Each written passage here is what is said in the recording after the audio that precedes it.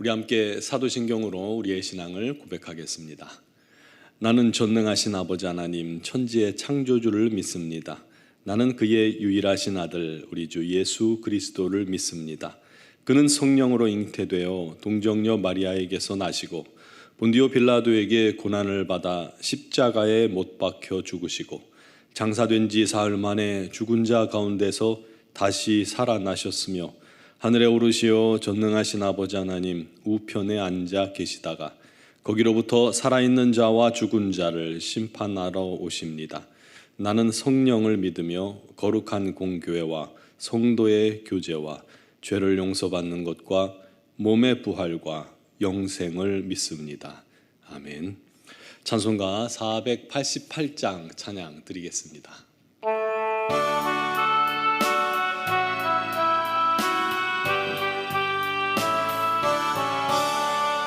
이 몸의 소망 무언가 우리 주 예수뿐일세. 우리 주 예수밖에는 믿으리 아주 없도다. 주 나의 반석이시니 그 위에 내가 서리라. 그 위에 내가 서리라.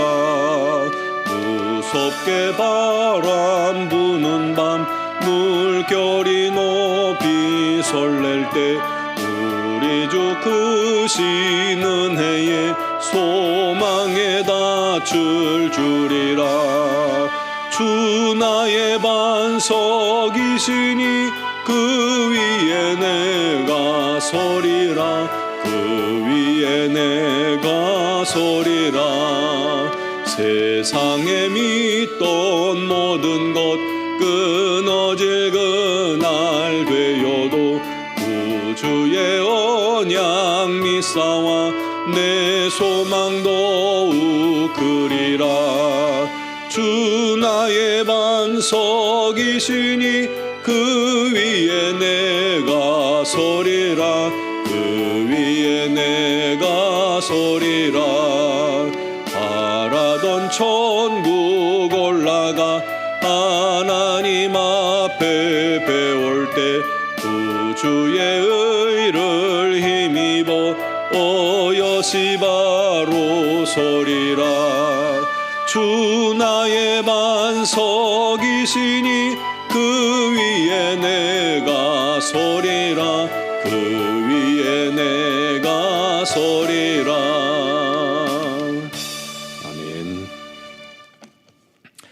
오늘 주신 말씀은 사도행전 20장 7절에서 12절 말씀입니다. 사도행전 20장 7절에서 12절까지 봉독하겠습니다. 그 주간의 첫날에 우리가 떡을 떼려 하여 모였더니 바울이 이튿날 떠나고자 하여 그들에게 강론할세 말을 밤중까지 계속하며 우리가 모인 윗다락에 등불을 많이 켰는데 유도고라 하는 청년이 창에 걸터 앉아 있다가 깊이 졸더니 바울이 강론하기를 더 오래 하매 졸음을 이기지 못하여 3층에서 떨어지거늘 일으켜보니 죽었는지라. 바울이 내려가서 그 위에 엎드려 그 몸을 안고 말하되 떠들지 말라 생명이 그에게 있다 하고 올라가 떡을 떼어 먹고 오랫동안 곧 날이 새기까지 이야기하고 떠나니라. 사람들이 살아난 청년을 데리고 가서 적지 않게 위로를 받았더라. 아멘. 오늘 본문에 보면 바울이 드로아라는 곳에서 복음을 전하던 중에 갑작스럽게 불의치하는 사고가 나게 됩니다. 말씀을 듣던 청년 하나가 창가에서 졸다가 그만 창밖으로 떨어져 죽은 겁니다. 그 일이 자칫 공동체의 큰 시험거리가 될 수 있죠. 복음에 심각한 방해가 될 수도 있는 그러한 일이 생겨난 겁니다. 특히 바울을 싫어해서 바울이 가는 곳마다 쫓아다니며 방해하는 유대인 무리가 있었잖아요. 그들이 있는 상황에서는 더욱 위험한 상황에 놓인 거죠. 조용히 끝날 일도 크게 만들 수 있고요. 자칫 그 일이 온 도시를 시끌벅적할 만한 이슈가 되어서 복음을 심각하게 방해하고 핍박에 이유가 될 수도 있는 그런 상황입니다. 그런데 바울의 지혜롭고 또 신중하고 빠른 대처를 통해서 오히려 은혜롭게 이 모든 일들이 해결이 됩니다. 그 모습을 통해서 오늘날 우리들의 가정이나 또 우리들의 공동체, 교회 안에서 어떠한 갑작스러운 불의치 않은 사고나 또는 분쟁이나 다툼이나 시험이 별로 크지 않았는데 자칫하면 확대돼서 큰 어려움을 가져올 수 있는 문제들이 있고 또 큰 문제들도 우리가 만날 수 있잖아요. 그런 문제들을 우리가 어떻게 다루어야 할지 배울 수 있습니다. 바울이 드로아에 1회를 머뭅니다. 일주일간은 머무는 그 주간 첫날에 떡을 때려 모였다고 한 걸 봐서는 주일 예배를 드리기 위해서 한 자리에 모인 거예요. 바울은 이튿날 떠나야 했기 때문에 좀 마음이 조급했습니다. 한마디라도 조금 더 하나님 말씀을 사람들에게 전하고 싶었던 것이죠.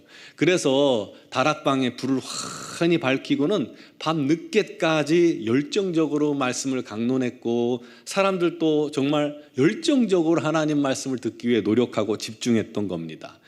아마도 그 자리에 앉을 곳이 없었던 것 같아요. 그러니 창가 같은 데도 사람들이 올라가 앉았던 것이죠. 그런데 이 강론이 밤늦도록 계속되자 창가에 걸터 앉아있던 유두고라는 청년이 꾸벅꾸벅 졸기 시작한 겁니다. 이 자매는 장사가 없죠. 결국 깜빡하는 사이에 그만 실수로 3층에서 떨어지고 만 거예요. 이 유두고라는 이름은 종의 이름입니다. 하루 종일 일하다가 왔을 거예요. 그러니 얼마나 피곤해요. 결국 졸음을 이기지 못하고 떨어진 겁니다. 그게 어떤 장난치다 그런 것도 아니고 그냥 사고죠. 제가 군 생활할 때 한겨울에 동교 훈련을 나가는데 군인들은 이 트럭 뒤에서 이 적재함을 타고 이동을 합니다. 포병들이요. 그때 신병들이 있었는데 염동설안의 전방 지역 아닙니까? 그런 추운 곳에서 적재함을 타고 1시간 이상 가다 보면요 굉장히 춥습니다. 매서운 칼바람이 불어요. 영하 20도씩 내려가는 그런 지역인데 바람까지 부니까 체감 온도는 한 영하 30도 정도 느껴지겠죠. 신병들이 벌벌 떨고 있다가 구부리고 앉아서요 떨고 있다가 나중에는 꾸벅꾸벅 졸아요. 여러분 많이 추운데 그렇게 함부로 잠들면 큰일 나죠. 잘못하면 이게 동상도 쉽게 걸리고요. 또 큰일 날 수도 있습니다. 그래서 고참들이 경험 많은 고참들이 조는 병사를 때려요. 잠들지 말라고 때려요. 깨워야 되니까요. 그런데도 소용없어요. 아무리 두드러 맞아도 눈을 못 뜹니다. 그 정도로 졸려요. 유두고도 잠을 이기지 못하고 그만 떨어지고 만 겁니다. 사람들이 그리피 내려가서 보니까 숨이 끊어졌어요. 죽었던 거예요. 여러분 생각해 보세요. 말씀을 듣다가 사람이 죽었으니 낭패죠? 은혜가 되겠어요? 오히려 은혜가 변하여 시험이 될 수도 있는 그런 상황입니다. 바울도 얼마나 당황됐을까요? 성도들도 당황하고요. 문제가 굉장히 심각해진 겁니다. 유두고가 종이라면 유두고의 주인이 가만히 있겠습니까? 크게 문제 삼을 수도 있어요. 공동체가 위험에 빠질 수 있죠. 사람들이 벌써부터 수군수군 됩니다. 유두고의 가정에도 또 공동체에도 바울에게도 큰 위기의 순간입니다. 잘못하면 시험에 들고 자칫하면 옥에 갈 수도 있고 자칫하면 공동체가 와해될 수도 있는 그런 사건이었죠. 그런데 그 상황에서도 바울은 당황치 않았습니다. 주변에 이리저리 떠들던 사람들, 그 사람들은 그냥 방법도 없으면서 떠들고 있어요. 이게 어떡하냐, 큰일 났다 막 그러면서 말이죠. 근데 그 사람들을 조용히 시키고 바울이 유두고 위에 엎드려서 그의 몸을 안았습니다. 뭐 했을까요? 어떤 사람들은 심호흡했다고도 하는데 그를 안고 바울은 기도했습니다. 간절히 하나님께 기도했겠죠. 하나님, 이 영혼을 살려주소서. 이 영혼이 죽으면 안 됩니다. 복음이 몸이 막힙니다. 아마 그렇게 기도하지 않았을까요? 그렇게 한참을 기도하더니 바울이 말합니다. 생명이 그에게 있다. 호흡이 돌아왔다는 거예요. 그리고는 바울은 아무 일 없었다는 듯이 다시 올라가서 태연하게 떡을 떼며 밤새 성도들과 교제하고 그 다음날 떠난 것입니다. 하지만 교회는 유두고로 인해서 큰 위로를 받았다고 했습니다. 교회의 큰 증거, 하나님이 살아계신 증거가 나타난 거잖아요.